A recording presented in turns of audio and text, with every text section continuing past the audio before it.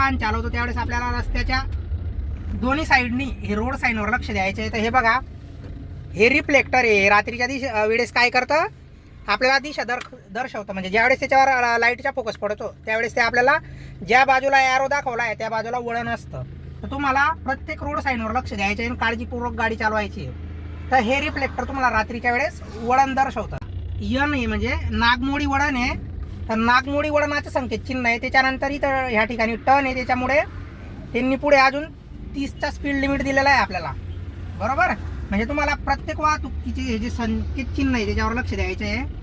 तर ह्या ठिकाणी टर्न असल्यामुळे त्यांनी आपल्याला स्पीड लिमिट दिलेलं आहे. त्याच्यानंतर अजून पुढे 2 रोड साईन आहेत. तर हे बघा, या ठिकाणी पण एक रिफ्लेक्टर दिलं आहे.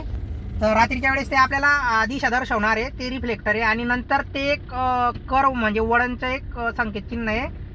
तर एक लेफ्ट साईडला वळण आहे बा, म्हणजे डाव्या बाजूला वळण आहे असं त्या संकेत चिन्हाचा अर्थ होतो. बघा, या ठिकाणी 20चं स्पीड लिमिटचं संकेत चिन्ह आलं आहे. तर अशा ठिकाणी तुम्हाला स्पीड लिमिट ठेवायचे, म्हणजे तुम्हाला या ठिकाणी गाडी 20च्या स्पीडपेक्षा जास्त पळवायची नाही. अजून ह्या ठिकाणी एक रोड साईन आलेलं आहे, म्हणजे वाहतुकीचं जे संकेत चिन्ह आहे त्याच्यापैकी एक संकेत चिन्ह आलेलं आहे. तर हे बघा, ह्या ठिकाणी यन आकाराचं संकेत चिन्ह आहे. तर याचा अर्थ काय होतो, नागमोडी वळण आहे बुवा. तर समोर नागमोडी वळण आहे, त्याच्यामुळे तुम्हाला ह्या ठिकाणी पण गाडी सावकाश चालवायची. धन्यवाद.